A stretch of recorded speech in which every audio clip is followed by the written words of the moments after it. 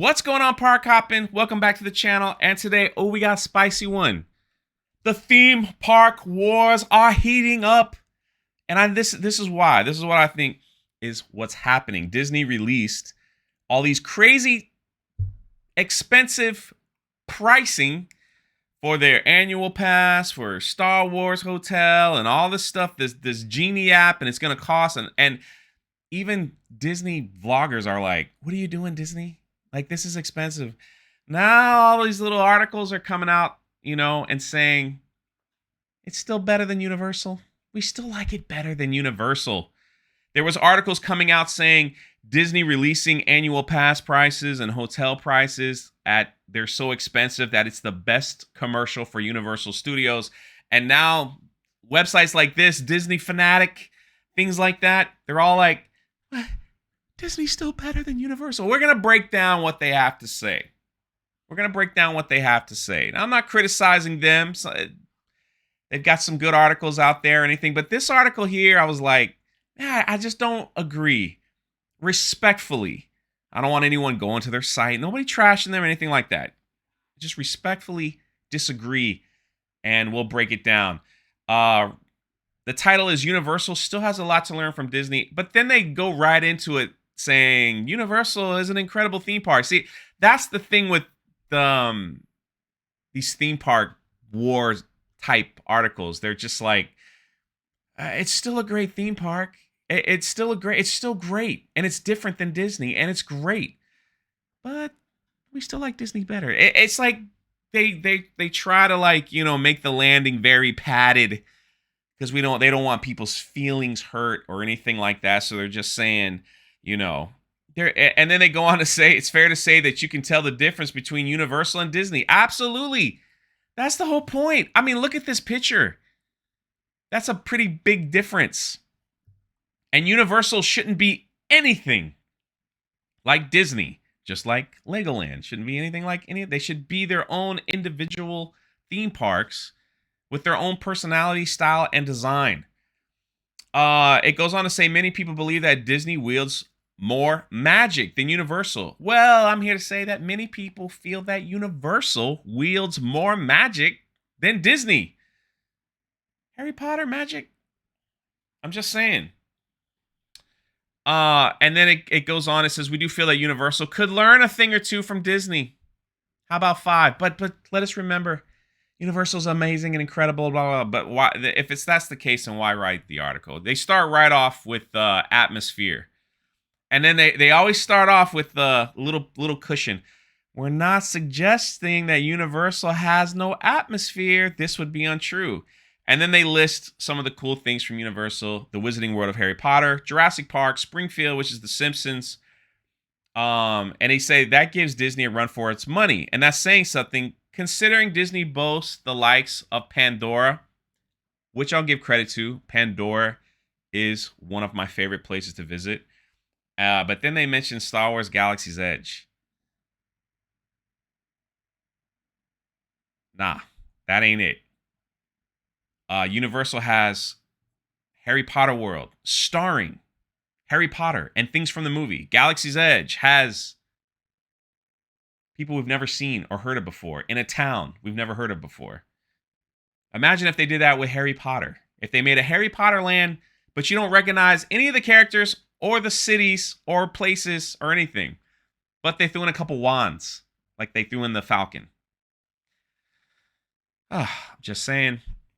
The atmosphere is conjured up by things such as music, tone, and anything that evokes nostalgia.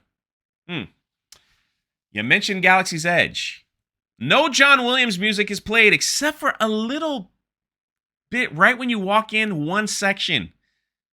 The rest of the time, it's nothing. Harry Potter music is being played. I'm just saying.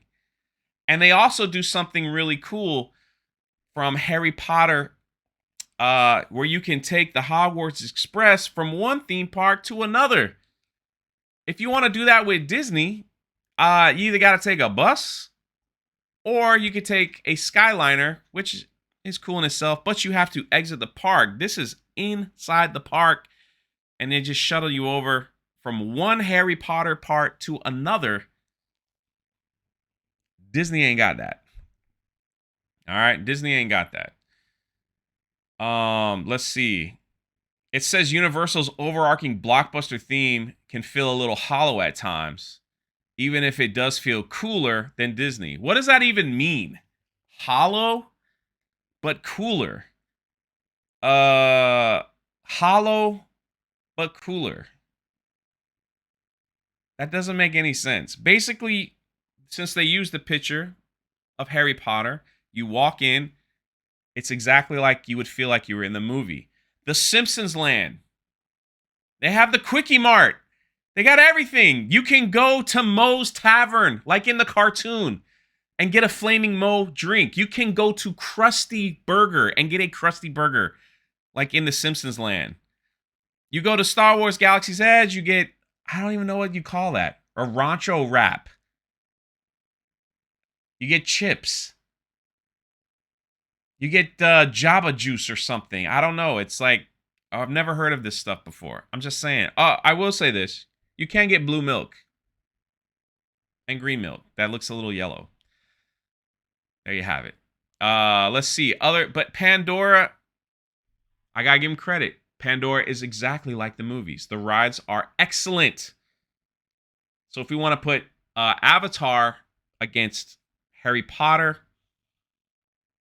it's pretty close. Again, I give it to Harry Potter because the Hogwarts Express, and I'm not even a huge Harry Potter fan, will take you to the other park. Avatar is kind of out of the way, which they did that on purpose so you kind of get immersed into the land, which I love. Avatar is one of my all-time favorite IPs too. So now they're going to go into themed land. But then they say it's not all about themed lands, but they do convey atmosphere with their fantasy-inducing music. But Disney does have better themed lands. Well, ultimately, guests want to feel like they've stepped into a whole new world, and Disney does offer that sense of pure escapism, while Universal, though brilliant of its own, can fall short at times. Where do they fall short? Where do they fall short in that? Like you need examples. You just kind of say, here is, so they're talking about where they fall short. Harry Potter does not fall short at all. You have Jurassic World or Jurassic Park, and let's see. I mean, it's everything Jurassic Park. It has probably the best thrill ride in Orlando in the Velocicoaster. And I will say Pandora is the greatest ride, in my opinion, that Disney has to offer. The Flight of Passage. I love that. I love that ride. So they just not being too specific here. They talk about Universal. The key to unlocking even more magic at Universal might not necessarily be more themed lands, but perhaps expanding upon existing ones, such as the Wizarding World of Harry Potter. How do you expand on that? You have Hogwarts and London. You have everything in the movie, Jurassic Park. You have amazing rides at Jurassic Park, and Springfield is, I just talked about that. Let's see. Oh, they want a 1920s New York Fantastic Beast. It's not good enough. Characters. Disney parks are home to a wealth of characters, including Mickey and Minnie, Pluto, Donald, and Goofy. I'll give you that. Characters from Star Wars. Hey! I'll give you that. Pixar movies and beyond. Universal Parks also boasts on its own impressive roster when it has the Transformers. Megatron is amazing. Megatron trolls people, like makes fun of people, and it's hilarious. They have Donkey. If you've seen this channel before, Shrek and Donkey for photo ops, Donkey is freaking hilarious, and he also trolls people and flirts with women. I mean, it's all respectful. All respectful. It is hilarious. It is hilarious. Mickey and Minnie, they used to do photo ops, but now you can only really catch them in the parades. Unless there's a place that I don't know about. So I will say this, Universal does set up photo op opportunities that I haven't seen so much at Disney. Universal also has the Marvel Land where they have, if you've seen on my live streams, characters out and about for photo ops for people. Now, Disney, I'm sure, does photo ops. I've seen the only one like Alice in Wonderland, but I haven't really caught too many others. So I'm just saying. So when you talk about characters and things like that, you can go back and forth. I will admit Minnie and Mickey are probably the biggest draw. Star Wars, the characters are so far back. As you saw in my latest live stream, is Rey and Chewbacca in the First Order. It's hard to get photo ops with them. They kind of act like you're not there sometimes. They wave. Every now and then they'll spot children and kind of walk up to them and wave. But Chewbacca's been always put up high. You can't get a photo op with him. At Universal, they have places in every themed land where you can get a picture with Blue, the Velocicoaster, with the Simpsons, right? I think the only one is the Men in Black. They don't have Men in Black photo ops there. But Donkey and Shrek, and it's a whole thing. The Transformers, it's a whole photo op thing there. At Galaxy's Edge, if you want a picture with Baby Yoda, you stand behind a blank wall and you pretend that he's there, and the photographer, which you pay money for, will like Photoshop Baby Yoda in. Where at Universal, you actually stand with the characters. You could use your phone or you could use their photos. So I don't know where you get a picture taken with Mickey or Minnie. And correct me in the comment section because I'm a little clueless to that. Now, at Hollywood Studios, and I might be too long on this, there used to be a place called the Star Wars Bay where you could go and wait and get photos with the different characters, a lot of the Star Wars characters. That's been closed. It hasn't been open. And there's a whole section, if you've seen in the live stream, where many Disney characters are supposed to come out to get pictures with fans. They haven't done that since. So, I don't know. Let's talk variety, they say. Now, they went on to say that Disney has a huge variety of rides of all different kinds, but Universal has locked themselves into blockbuster rides off movies. And they said, and the trouble is that, as is the case with blockbusters themselves, sometimes less is more. I don't understand what that even is. They have Barney, Woody Woodpecker, things like that. They even have E.T.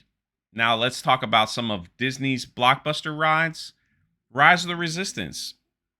I think everybody should ride it once, even if you hate the sequel trilogy, because of the complex nature of that ride. It's really unique, and everyone should try once. But here's the problem. Unlike Universal,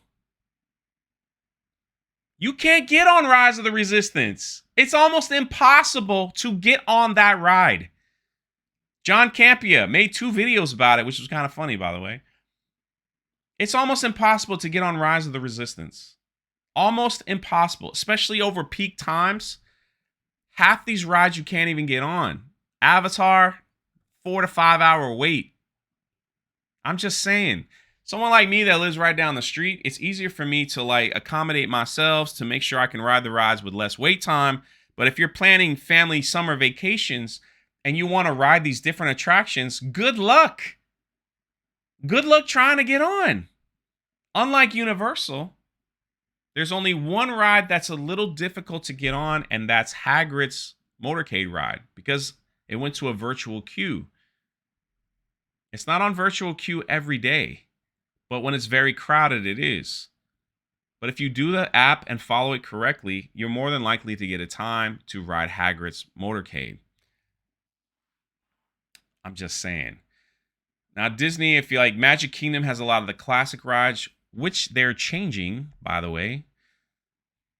Hollywood Studios is themed around Hollywood Studios. Star Wars Galaxy's Edge is there. Rock and Roller Coaster, Tower of Terror, Mickey and Minnie's Runaway Railway, which I love.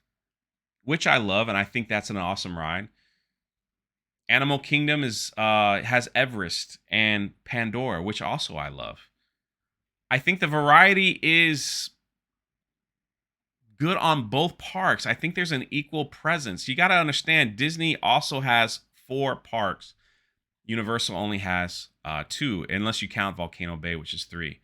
So they're going to talk about size. How is Universal, first of all, how is Universal supposed to learn from Disney when it comes to size? If you think Universal needs to learn something from Disney, why would you even put size in there? Of course, there's no contest. There's no contest at all with that. Disney's just bigger. But I don't understand why you would put that in the article. Let's see. But it isn't just about the size. Disney feels a lot more ambitious than Universal, which is probably why it's the first theme park resort that pops in your head when thinking of such places. Disney parks are also very distinct, each with its own identity. Many struggles to remember exactly how Universal is broken up into different areas, which can also be confusing. Huh? How is that confusing? Let me tell you what's confusing. Animal Kingdom is confusing. Their roads go all over the place. Magic Kingdom is confusing because you go around and it's not built correctly. If you go to like the Splash Mountain, you got to turn around and come back the same way. It's not a good flow. It doesn't work that way. Universal and Islands of Adventures flow on a circle. It's not that confusing. It's very easy. You start on one end, you go through a circle around a lake to the other one. Same thing at Islands of Adventure. Both of them are all built on a circle. It's very easy flowing. Many people struggle with circles.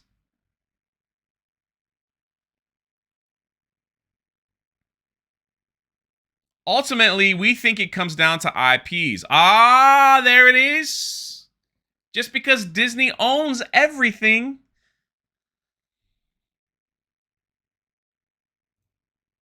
Even though Universal and Disney each have the rights to several iconic ones, it seems that Disney has managed to weave a little more magic from its library than Universal. I disagree.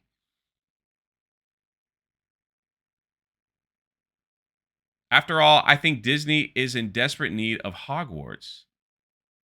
Goodbye, Cinderella Castle, while Universal probably would benefit from faraway galaxies and talking toys from time to time. That makes no sense. Let's talk a little bit about magic, because that's what they're saying, that Universal has less magic than Disney. Part of the experience of a theme park is making things easier for your family to enjoy themselves. All right? Universal has made it easier. Buy a ticket, you're good. Buy a fast pass, you're good. Everything's connected. You're in, you're out. You need to go back to your Universal Resort. Everything's right there in one place. It takes you where you need to go, takes you where you need to be, wherever you want to go. If you're staying in an even more luxurious Universal hotel, you can take different boats and paths and even walk. They've made it easier for the consumer with their app and how the parks are laid out. You just go around and go.